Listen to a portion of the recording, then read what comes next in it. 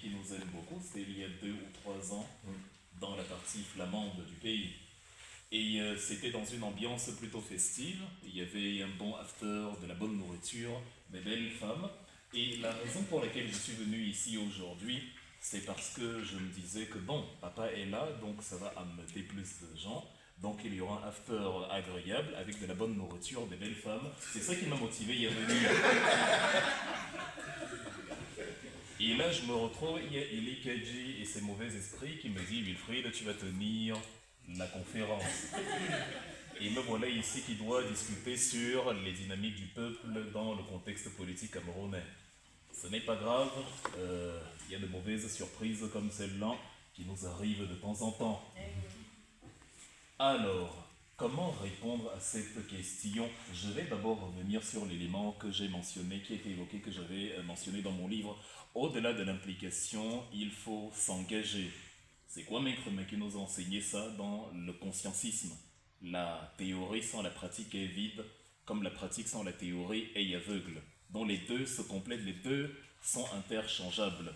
Je m'indigne parce que je constate qu'un truc ne va pas bien, et maintenant je m'engage pour être un acteur de l'amélioration du problème que j'ai constaté. C'est ça, mêler la théorie à la pratique. Donc c'est juste pour fermer la parenthèse et expliquer pourquoi j'en ai parlé dans mon livre que je n'ai malheureusement pas aujourd'hui pour des raisons que je n'évoquerai pas. Alors, le peuple et la dynamique populaire dans un contexte comme le Cameroun, comment résoudre les problèmes qui ont été énoncés ici? Il m'est venu comme ça en tête 4 règles pour résoudre les problèmes qui se passent dans un pays comme le nôtre. J'ai appelé ça les 4 fantastiques. La règle numéro 1, c'est que le peuple doit d'abord être un peuple. C'est la première chose que le peuple doit faire pour résoudre ses difficultés, pour réparer la fissure, la brisure, la déchirure politique dans laquelle il se trouve. Est-ce que les Camerounais sont un peuple? Qu'est-ce qu'un peuple? Pour répondre à la question qu'est-ce qu'un peuple, il faut déjà définir qu'est-ce que la population, parce qu'on oppose toujours le peuple à la populace. La population, c'est un groupe de personnes, quand on leur dit qu'il y a un conteneur de bière qui est tombé à Bonamoussadi, chacun se rue, quitte à marcher sur les bébés, on s'en fout. L'essentiel est que je rentre chez moi avec au moins mes 2 casiers. Voilà une population, c'est-à-dire c'est décousu, c'est diffus, c'est parfois dangereux mutuellement.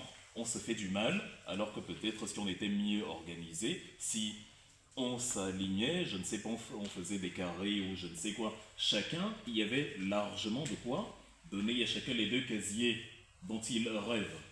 Mais comme c'est la population, évidemment, on va en rang disparate, on fait chacun n'importe quoi à sa guise, à son heure, selon son timing, et donc on se retrouve avec des gens qui vont même perdre la vie parce que tu as arraché mon casier et dans un accès de colère, j'ai ouvert une bouteille sur ton crâne. La première chose donc c'est d'être un peuple. Et un peuple c'est quoi? Un peuple c'est celui qui va au-delà de ses clivages, au-delà de ses différences. Il n'y a pas d'entité humaine homogène, ça n'existe nulle part, il n'y a pas de monolithe.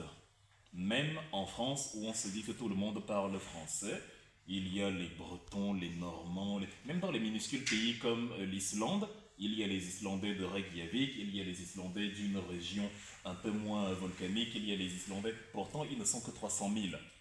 Les peuples sont toujours une mosaïque.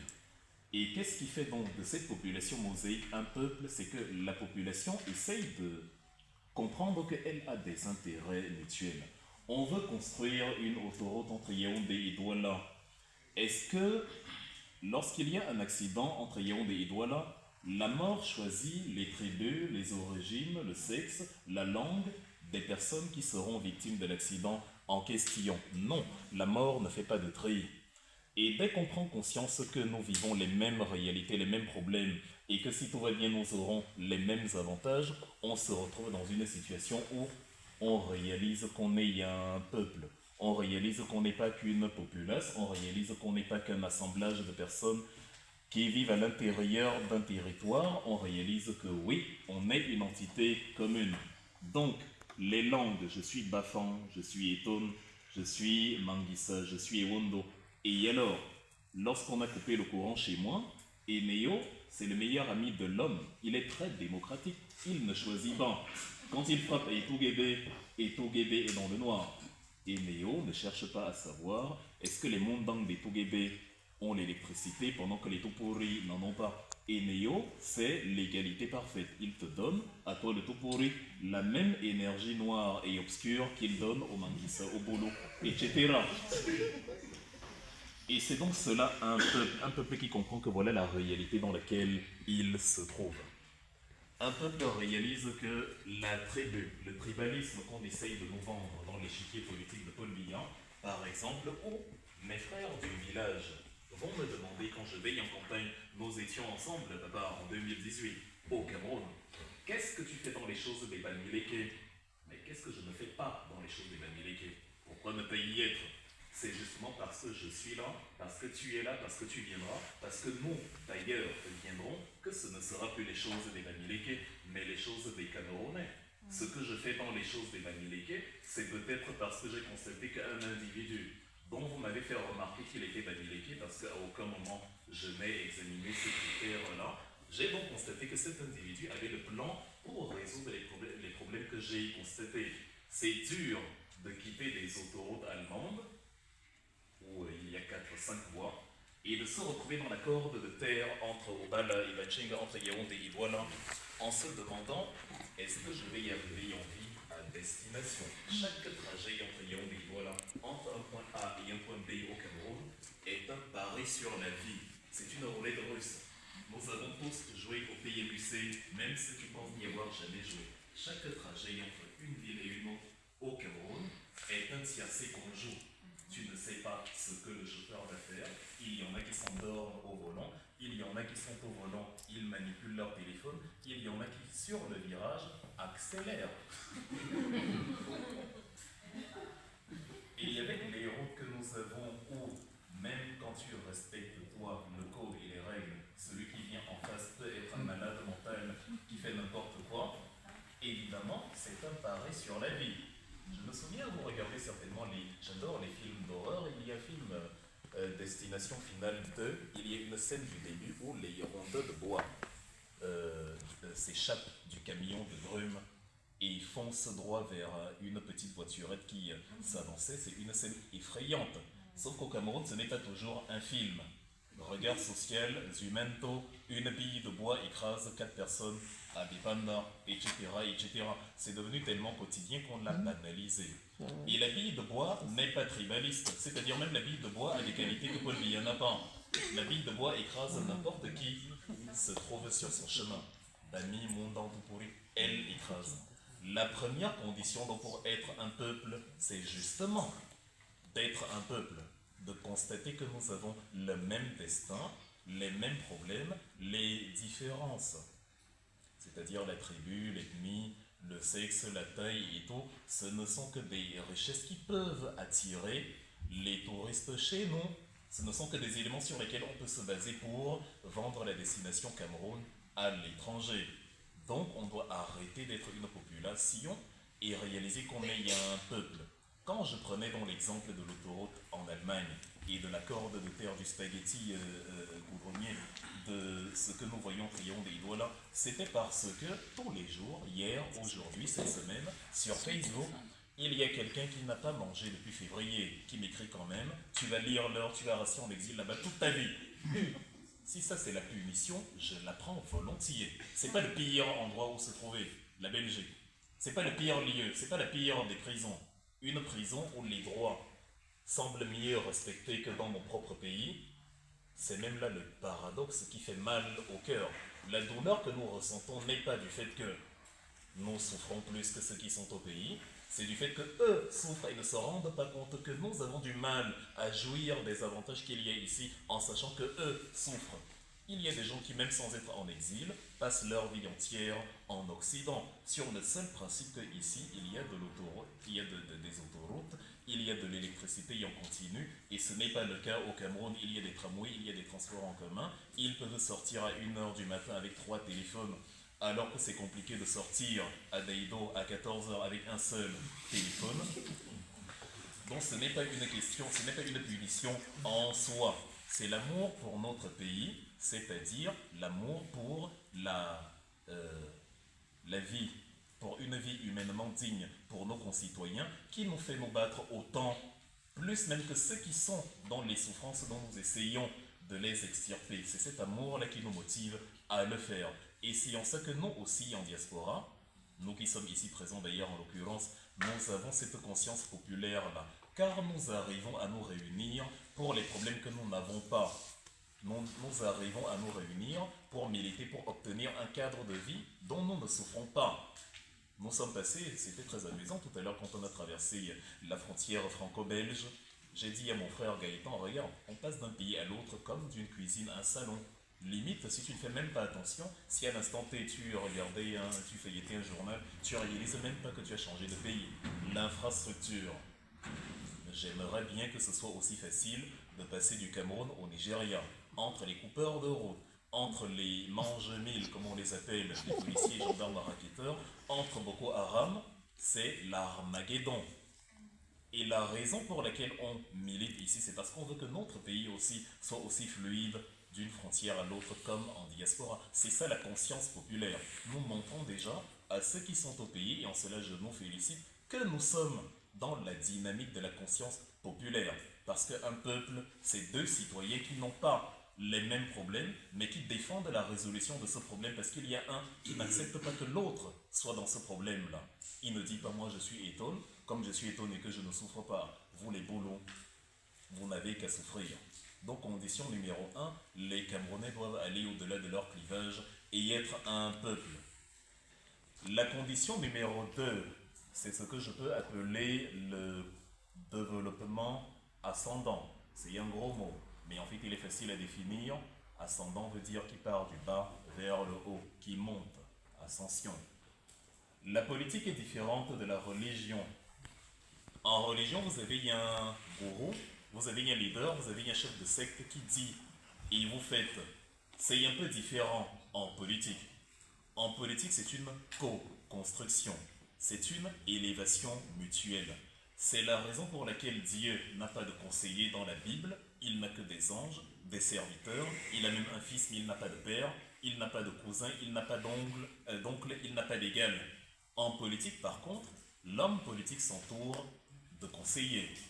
Parce que l'homme politique aussi a besoin d'assistance, il a besoin de conseils, il a besoin de suggestions, il a besoin de se rassurer que l'option qu'il a choisie est la bonne, si elle est partagée par exemple par la majorité de ses conseillers, ou même si ce n'est pas la majorité, si elle est bien argumentée par l'un des conseillers, il a besoin que, justement, si c'est la même position qu'il avait, il soit conforté dedans, il réalise que, ah, je n'étais donc pas fou de penser cela. Si l'autre pense également cela, et s'il a les mêmes arguments que moi, alors qu'il n'y a pas eu de concertation préalable, c'est que ces arguments tiennent la route. Parce que si on arrive à la même conclusion sans s'être vu, c'est qu'il y a du vrai là-dedans. D'un autre côté, un leader politique aussi a besoin de conseillers pour que, s'il engage une voie dont il n'avait pas vu les écueils, et dont les conseillers, ou dont son entourage, ou dont justement le peuple autour de lui fait comprendre que, attention, il y a deux, trois éléments que tu n'as pas visualisés quand tu as suggéré ce chemin, ça lui permet justement de marquer un temps d'arrêt et de dire « Ah ouais, c'est vrai, heureusement que vous êtes là ». Donc la raison pour laquelle un leader politique va prendre des conseillers, des assistants et va compter sur le peuple, c'est précisément parce qu'il est conscient qu'il ne se suffit pas à lui-même. Et c'est un gage d'intelligence. Seuls les imbéciles sont convaincus qu'ils n'ont pas besoin de conseils. Un homme intelligent, un homme sage, sait que justement, en tant qu'homme, il est limité. Et c'est la convergence des idées, la réunion des idées parfois divergentes qui peut aboutir à une convergence, à une conclusion. Donc le peuple, justement, pour résoudre les problèmes dans un pays, doit remplir la condition numéro 2, protéger son président, protéger son leader, protéger son chef. C'est la logique donc du co-leadership. Tu as dit, papa, tout à l'heure quelque chose que j'ai beaucoup aimé. Tu as dit que si le président va vers la crevasse, tu vas l'accompagner pour qu'il ne meure pas seul. C'est une grande preuve d'amour, effectivement. Mais je sais ce que tu ferais dans la réalité, papa. Si le président allait vers la crevasse, tu ne partirais pas avec lui pour mourir avec lui. Tu partirais le tirer de là. Jamais tu ne laisserais tomber dans la crevasse. Même s'il faut créer le miracle, tu le tirerais de là en disant, moi, vivant président, toi, tu ne tombes pas dans le trou, je vais te sortir de là, quand bien même je serai le seul à le faire. C'est déjà ce que tu es en train de faire, on le voit tous les jours, je le vois tous les jours.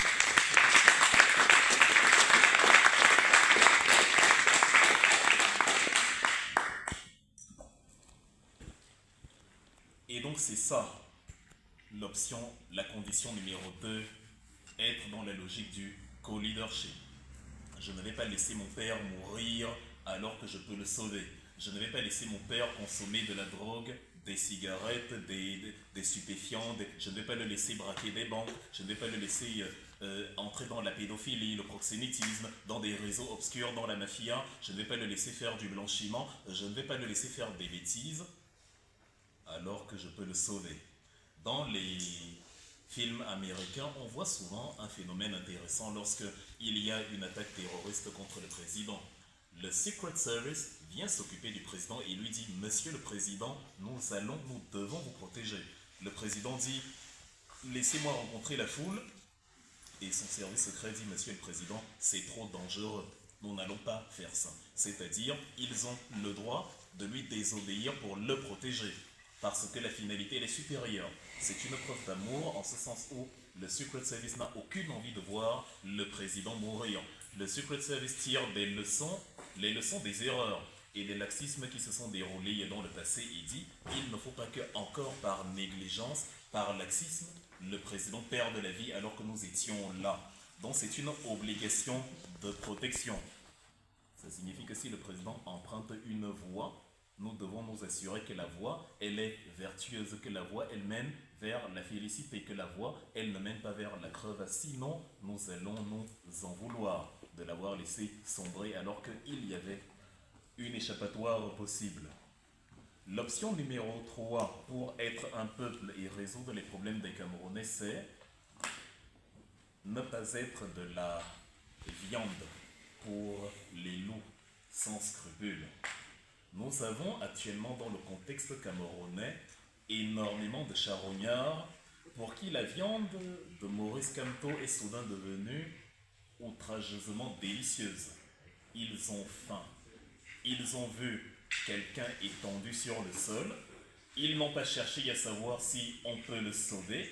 Ils sont immédiatement arrivés à la conclusion, comme tu vas mourir là, est-ce qu'on peut te dévorer, vu que pour toi c'est fini? On a fait pour longtemps, donc on te mange, sinon. Voilà, pourrir. Tu vas pourrir, et c'est ça le piège. De toutes les façons, tu vas mourir, laisse-moi sucer ton sang. C'est ça la technique, la technique du charognard politique. On a tout ces derniers temps. On a vu dans la demeure de Maurice Kamto les vautours, les cormorans, c'est-à-dire il a même utilisé justement un terme que j'ai beaucoup aimé parce que j'avais écrit un texte sur les oiseaux de proie juste avant, l'épervier. Pas l'épervier de Paul Biya, non, l'épervier, le vrai, l'épervier, avec le gros bec, l'aigle royal, le cormoran, le condor. Et donc, ils sont nombreux dans la maison de Maurice Kamto. Les gens qui hier trouvaient que tu es la plus laide fille du quartier te demandent aujourd'hui, veux-tu sortir avec moi? En fille intelligente, tu dois te demander qu'est-ce qui s'est passé entre hier et aujourd'hui pour que moi, la plus laide fille du quartier, devienne soudain aussi courtisée. Donc la troisième condition qu'un peuple doit remplir, c'est de ne pas accepter d'être la charogne. Un peuple est debout. Maurice Kamto a dit « je suis debout », il exhorte le peuple à être debout, non pas à être couché comme une charogne dont on vient se refaire de la chair.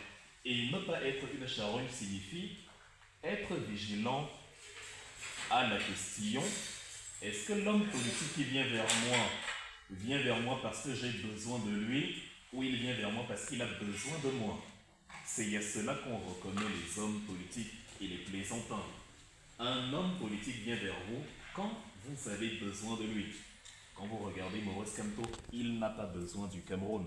C'est le Cameroun qui a besoin de lui. Maurice Kamto a créé son parti en 2000, quand il a pris la tête du parti en 2012, j'en parle d'ailleurs dans le livre. Le parti a été créé au lendemain des élections présidentielles, dont Maurice Kamto n'était pas pressé de devenir président à tout prix. Il a pris 6 ans, c'est un sacerdoce. Pendant les 6 ans, il faisait ce qu'on appelle le maillage territorial. parcourir les villes et les villages du pays, se faire connaître, présenter un programme politique aux Camerounais, subir les moqueries, les intempéries et tout ce qui finit par rire, y compris l'absence de rire, et montrer aux Camerounais je suis là pour vous. Et après les élections de 2018, il a continué. Qu'est-ce qu'il n'a pas fait? Qu'est-ce qu'il n'a pas subi? Il a fait des marches, il a été arrêté, il a été assigné à résidence, il a même été privé de ses besoins physiologiques élémentaires. Il a fait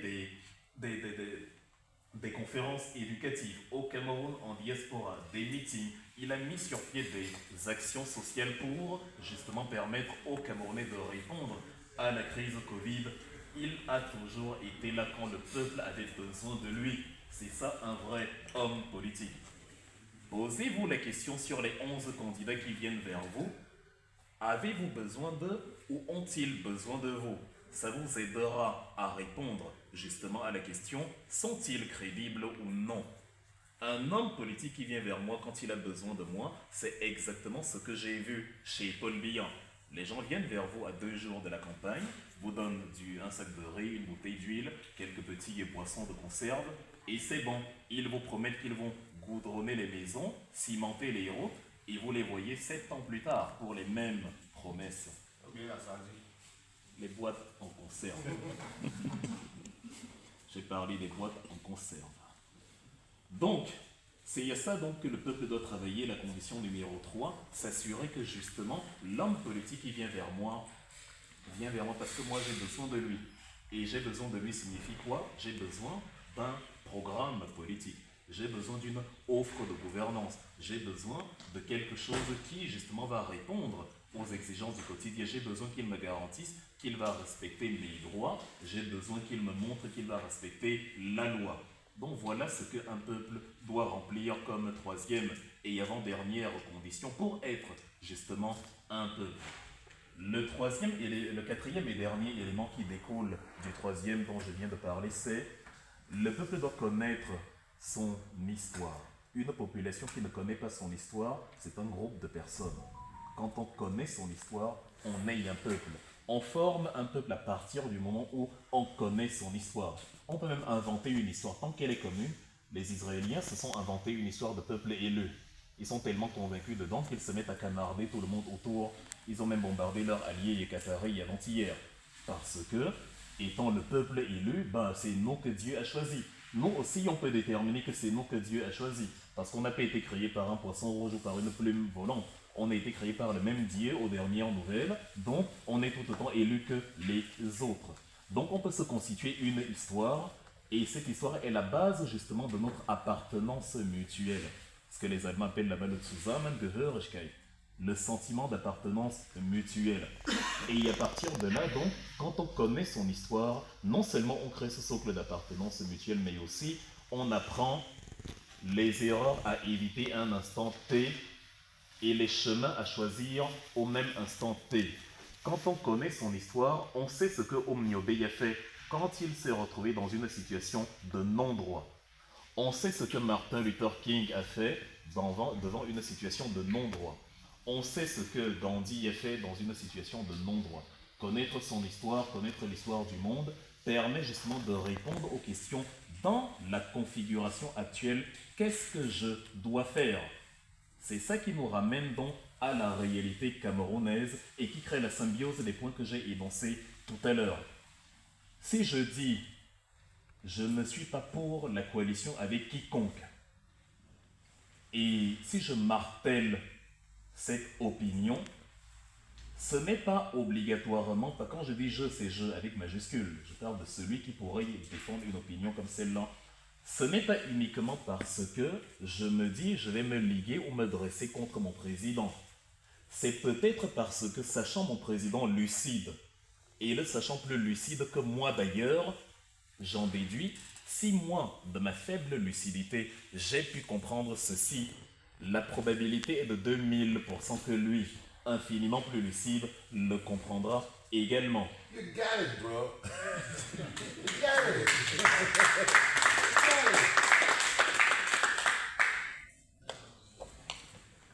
Et donc, quand on voit Quand on voit les dernières sorties, il y a eu le chant mexicain de la jungle et de la forêt tout à l'heure, que ce soit chez papa ou chez moi.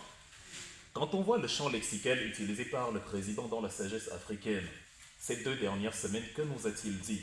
Il nous a dit, dans les paysages africains, il y a plusieurs chemins sur lesquels le chasseur a l'opportunité de placer ses pièges. Mais où les place-t-il? Le chemin libre, ouvert, fréquenté par tout le monde, est le chemin que le chasseur évite. Parce qu'il sait que s'il met le piège là, le piège sera visible, flagrant, et dont le gibier aura la latitude d'esquiver, d'autant plus que le chemin est grand. On appelle ça la voie royale. Donc où le chasseur met-il ses pièges? C'est là où c'est court. C'est là où c'est court, on te dit il y a le raccourci là-bas. Mais en réalité, c'est des chemins boisés, des chemins avec des taillis, des roses, des ronces, plein d'épines. Mais on te dit c'est le raccourci là-bas, vas-y. Et donc, les chiens de chasse du chasseur orientent le gibier là-bas. Les chiens se mettent à aboyer sur le chemin, la voie royale. Comme ça, le gibier se dit, c'est libre de ce côté-là. Et en plus, ça a l'air plus court, je vais là-bas. Mais c'est là-bas que le piège l'attend. Que fait donc le gibier? Il marque un temps d'arrêt, il renifle, il réfléchit et il dit Et quand le gibier décide de ne pas emprunter ce chemin-là, nul ne peut lui en vouloir, sauf le chasseur évidemment. Et pourquoi? Parce que le chasseur a mis ses pièges de ce côté-là. Dans le contexte actuel, réfléchissez vous-même, quelle est l'option que Kamto pourrait choisir maintenant qui ne plairait pas à Paul Biya? Quelle est l'option que le RDPC nous a proposée immédiatement après l'éviction de Maurice Kamto? Quelle est l'option qu'on a vue sur Facebook? Le concept du faiseur de roi. Le faiseur de roi. Nous étions, souvenez-vous, ne soyons pas amnésiques car un peuple ne peut pas être amnésique. Nous étions les talibans, un parti violent. Nous étions même un parti que le peuple camerounais avait vomi. Nous n'avions pas de militants, le peuple nous a vomi. Nous étions un petit parti politique. D'où sort-il que soudain, le petit parti politique est devenu le faiseur de roi? C'est au-delà de toute sorcellerie. Il y a anguille sous roche. La voie nous a été proposée par, justement, en premier lieu, je dis, je ne parle pas des gens de bonne foi qui essayent d'analyser et disent, essayons quand même. La voie nous a été proposée en premier lieu. Je me souviens très bien, il y avait même des flyers qui étaient nés la nuit même où Jésus fut livré, au Kamto fut éjecté. On voyait déjà 2 individus, comme par hasard, justement, et donc on nous dit, voilà, donc ne soyez pas, on nous met dans une situation de victime, de coupable de la victoire de Paul Biya, au cas où Maurice Kamto ne se prononcerait pas. On nous fait un chantage à la consigne de vote. Le droit a été violé. Le Cameroun est passé d'état de non-droit à non-état. Un état de non-droit, c'est un état où les règles sont très rarement respectées. Un non-état, c'est un état où les règles ne sont pas respectées tout court, y compris par les organes suprêmes. Ça veut dire que le Cameroun est un territoire où on a mis 30 millions de personnes qui existent. C'est tout. Ce n'est pas un État. Un État, c'est, Jean-Jacques Rousseau en parle dans le contrat social qu'il a écrit en 1762, en vertu de l'acceptation des 2 parties. On a signé des règles, je les respecte, moi le peuple, tu les respectes, toi le dirigeant, et tout va bien. Il était suisse, Jean-Jacques Rousseau. Le contrat social y appliqué à la lettre en Suisse, et ça fonctionne. Même pour changer la peinture d'un mur en Suisse, on procède par ce qu'on appelle une votation. Donc, on ne prend aucune décision sans l'aval du peuple. Les 2 parties respectent le contrat et la Suisse est l'un des pays avec la meilleure qualité de vie au monde et des salaires de dingue. Donc, c'est comme ça que ça fonctionne dans un État. Lorsque le contrat est rompu, c'est comme moi qui signe au Real Madrid, on me dit, si je marque 20 buts, je gagne 20 millions, dont 1 million par but, et à la fin je marque 20 buts, on me dit j'aurai 3 millions. Le contrat social n'a pas été respecté par le président, la conséquence sera que je vais quitter le club. Les 2 parties doivent respecter le contrat. Donc, pour le Cameroun, je pars du principe que notre cher Maurice Kamto, dans les chemins qu'il nous balise, dans la communication qui est la sienne, nous oriente vers quelque chose qui n'est pas très éloigné de ce que personnellement je préconiserais, de ce que je préconise, car justement, ayant estimé que de par ma lucidité, voici la chose à ne pas faire, je me suis dit que Maurice Kamto plus lucide va voir ces choses-là, les a certainement du bien avant moi. Et d'ailleurs, la semaine dernière, qu'est-ce qu'il nous dit lundi? Les poussins regardent un ciel ensoleillé et se disent que bon, ça va, il y a du soleil, on peut sortir, on a jeté le maïs dehors. Mais la mère poule est perchée quelque part et elle voit les nuages gris qui sont là, que les poussins, eux, n'ont pas vu. Et elle voit l'épervier, justement, qui est en train de regarder les poussins et de calculer sa trajectoire. Donc, je ne sais pas si, moi, Maurice Kamto, je me demanderais, dois-je faire un dessin au peuple camerounais? Que dois-je leur dire pour qu'ils comprennent? Dois-je traduire en français ce que j'ai écrit dans la langue de Molière? Ou dois-je traduire dans la langue de Molière ce que j'ai écrit en français? C'est... Donc, c'est... Alors, donc c'est donc ça que j'appelle connaître son histoire, c'est-à-dire qu'est-ce que devant l'état de non-droit on fait? Est-ce qu'on prend acte du non-droit et on avance, ou alors on essaye de réparer le non-droit? Qu'est-ce qu'on fait nos héros nationaux? Quels sont les héros nationaux dont on parle, nous, les Camerounais? Au sein de Yafana, Gabriel Tabe, Raphaël Fauting, Paul Momo, Abel Kingé, Ruben Oumniobe, Félix Moumier, voilà ce que nous citons comme les héros nationaux. Et avant eux, au début du XXe siècle, on avait Rudolf Douala Mangabel et Mdengame Bono, alias Martin Paul Samba, qui justement devant le non-droit pratiqué par les Allemands sont entrés en résistance, en refus du non-droit, quitte à être accusés de haute trahison.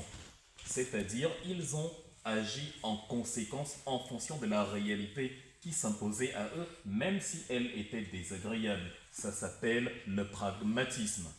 C'est-à-dire faire ce qu'il faut faire pour que justement le préjudice soit réparé.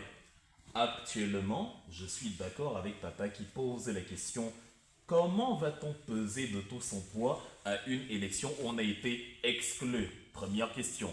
Deuxième question, comment craindre l'accusation de si vous boycottez, c'est à cause de vous, alors qu'on a été exclu? C'est le langage du RDPC.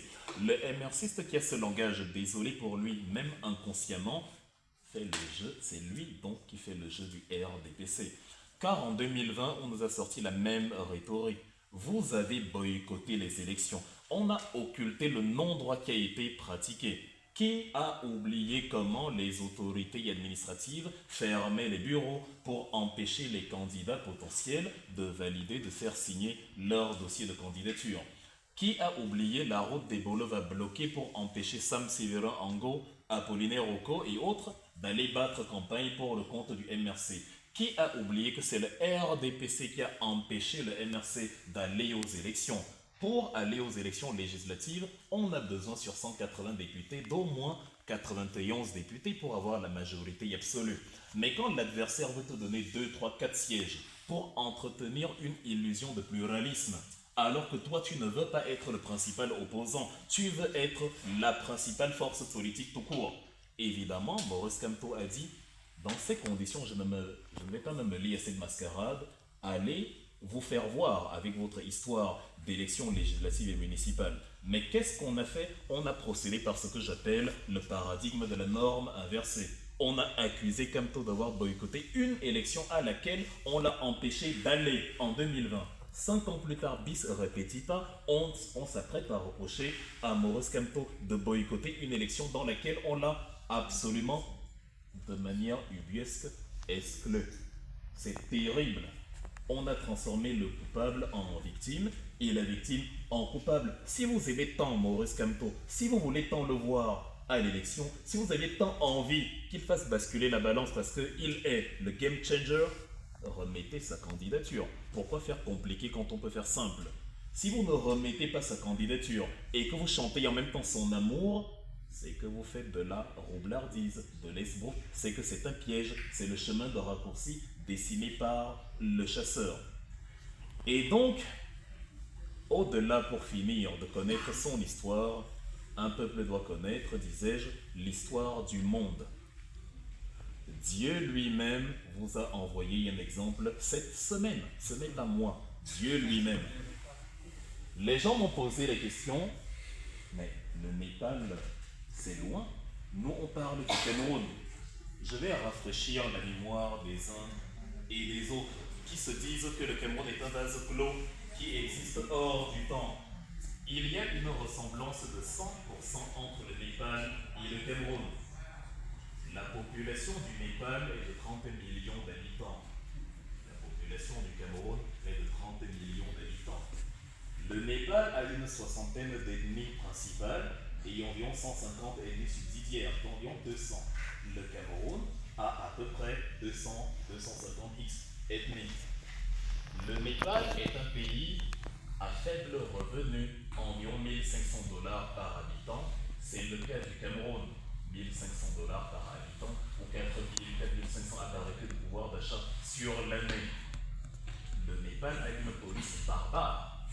Certains éléments, beaucoup en tout cas, comme la petite milice qui à l'intérieur de la police travaille pour Paul Biya. Le Cameroun, justement, a le même type de police et de brebis galeuses dans la police. On a vu la police népalaise tirer dans les ambulances. On les a vus entrer dans les domiciles, capturer des gens, les torturer, comme au Cameroun. Le Népal n'a pas l'habitude de la démocratie, c'est un jeune État. Parce que l'excuse du Cameroun, c'est que la France, elle a fait sa révolution depuis 1789 et donc, justement, eux, ils ont eu le temps de s'établir, ils sont devenus un État. Le Népal existe comme république parlementaire fédérale depuis 2008. Pendant 240 ans, depuis la réunification des royaumes par le Shah, Narayan Shah, en 1768, il s'est écoulé 240 ans de royauté jusqu'en 2008. Or, nous étions déjà une république depuis 1960. Donc, en termes de république, on est plus jeune que le Népal. Dernier élément, le Népal a une classe politique, enfants et parents compris, qui nargue la population dans les réseaux sociaux en exhibant la richesse. Nous avons vu le fils de Paul Biya, Brenda Anastasie bien évidemment, en dire des billets de banque sur les réseaux sociaux, un argent qu'elle n'a pas produit, un argent qui appartient aux Camerounais, elle n'a jamais travaillé de sa vie, elle n'a jamais fait un statement, une analyse, rien, elle est incapable d'une réflexion structurée. La première interview qu'elle a faite de sa vie, non seulement elle n'a pas pu la faire en vidéo parce que ça aurait été une torture pour les oreilles, on a été obligé de retranscrire dans les colonnes du Parisien le 9 juillet 2024. La première interview qu'elle a faite avait pour thème central « Je veux que l'homosexualité soit légalisée au Cameroun ». Voilà la première apparition du fils du président, Brenda Anastasie Eyenga. C'est-à-dire, elle s'illustre pour la première fois en disant « Moi aussi, je veux consommer ce que les hommes consomment. Je veux que ce soit légalisé au pays. » Pourtant, il y a le fameux article 348 du Code pénal qui proscrit cela. Et à côté de ça, qu'est-ce qu'il fait? Il nous brandit des billets de banque et un train de vie ostentatoire à la télévision. Le Népal avait dans les mêmes conditions. Qu'a fait le Népal pour sortir de là? Le Népal est allé au-delà de la clause numéro 1 que j'ai évoquée, a transcendé les clivages ethniques, a été un peuple. Le Népal a rempli la condition numéro 2, le développement ascendant. Ils ont pris les choses en main et ils ont dit même à leur leader politique, nous avons la conscience que ce qu'il faut maintenant, c'est récupérer ce qui nous appartient. Le Népal a fait l'option numéro 3, il a refusé d'être la viande. Nous n'allons pas accepter que les politiciens viennent nous raconter des bêtises alors qu'on sait que c'est parce qu'eux ont besoin de nous. On veut des politiciens dont nous avons besoin. Et le Népal a rempli la condition numéro 4, il a appris de son histoire. Il n'a pas aboli la monarchie en 2008 pour rentrer dans une autre monarchie voilée avec des gens qui se comportent comme des rois en république. Et à partir de ces 4 conditions, le Népal a récupéré ce qui lui était dû. Il est allé, il a mené sa révolution. Le Cameroun ne connaîtra pas de raccourci pour faire tomber une dictature de 43 ans. Il n'y aura pas de bonnes nouvelles. D'ailleurs, les Ivoiriens, les Sénégalais et autres se moquent de nous du fait qu'on est incapable de déloger un individu de 43 ans. Ceux qui pensent que la coalition qui va aboutir à une présidentielle à partir de laquelle on va contester les élections pour Chiroma Bakary, c'est même difficile à formuler, au point de renverser Paul Biya doivent retenir qu'il est très difficile de trouver dans l'histoire un peuple qui a mené sa révolution avec pour motif « je conteste une élection volée », que ce soit au Burkina, que ce soit en Roumanie, que ce soit au Népal, que ce soit au Sénégal, que ce soit même au Cameroun dans les années UPC ou dans les années 92, les grandes revendications des peuples, les plus grandes mobilisations ont toujours eu pour motif principal la revendication de l'état de droit et donc la contestation du non-droit, quelle que soit la période. Les Népalais auraient pu attendre l'échéance électorale, mais ils ont compris que face à ces gens-là, ça ne mènerait à rien. La preuve, ils ont bloqué les réseaux sociaux simplement parce qu'on dénonçait leur train de vie. Au Cameroun, on a délogé le candidat, le seul candidat qui pouvait taper Paul Biya. À quel moment pensez-vous qu'ils ont délogé le candidat le plus sérieux pour laisser d'autres candidats sérieux les battre? À quel moment organise-t-on des régionales en novembre quand on a l'intention de perdre les élections en octobre? À quel moment organise-t-on des nuits en blanc, des soirées dansantes comme j'ai vu Chantal Biya, la première dame la plus inutile des deux hémisphères, faire il y a quelques jours, quand on s'est dit qu'on va perdre le pouvoir dans 28 jours? Non. Un peuple tombe, parce que c'est la condition bonus pour terminer. C'est un ensemble de personnes qui sont pragmatiques et qui regardent les choses telles qu'elles sont, même si elles ne leur plaisent pas, et non qui se voilent le visage et se fait miroiter une réalité qui n'existe pas parce que ça fait plaisir aux yeux et aux oreilles. Voilà ce que j'avais à dire pour aujourd'hui. Merci de m'avoir écouté, même si c'était difficile.